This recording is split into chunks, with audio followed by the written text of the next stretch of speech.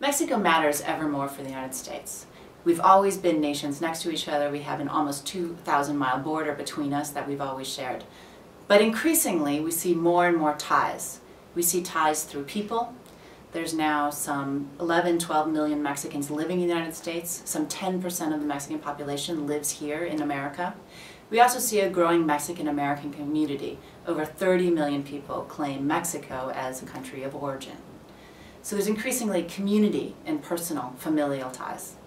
But we also see a huge increase in the last couple decades of economic ties.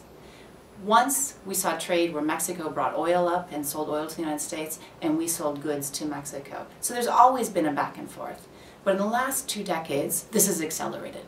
And now what we see is really the movement of pieces and parts. So parts made here go to Mexico to be finished or to be changed, brought back up, and are even finished up here in the United States. There's movement, a dance across the border in terms of producing many goods, whether it's cars, whether it's flat screen TVs, whether it's wind turbines, all sorts of manufactured goods. And one telling piece here is that anything that's imported from Mexico today, that's quote-unquote made in Mexico, on average 40% was actually made in the United States by US workers. So Mexico now is the reason for or supports 6 million American jobs. It's increasingly vital to our everyday well-being and to American workers.